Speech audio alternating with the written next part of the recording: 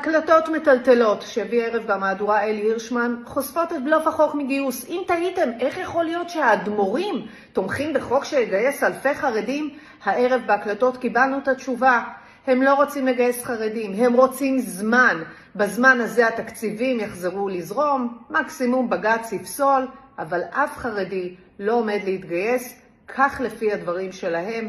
הנה. אתה שואל, והלך לצבא? מה אתה רוצה? אף אחד לא רוצה שבדמי אישו דוכל לצבא.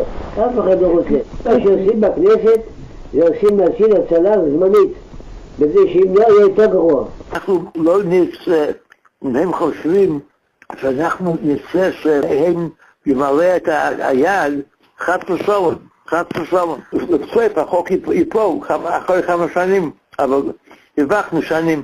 שהם אמרו לשטויות, לא יהיה, אנחנו לא נלך לצבא, אף אחד לא ילך לצבא. לא נלך אף אחד. מה שאומרים, זה לא מעניין את אף אחד.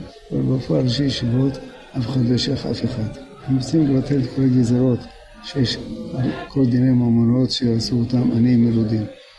ואז בינתיים ירוויחו הגזרות יתבטלו, ויהיה ויכוחים, שנתגייסו לא יתגייסו, ויש כאלו שמתגייסים מעצמם, אז ידעו שיתגייסו וכו'. בינתיים יהיה קצת אורך נשימה, אחר כך אולי יהיה אפשרות ויגיעו למשהו אחר.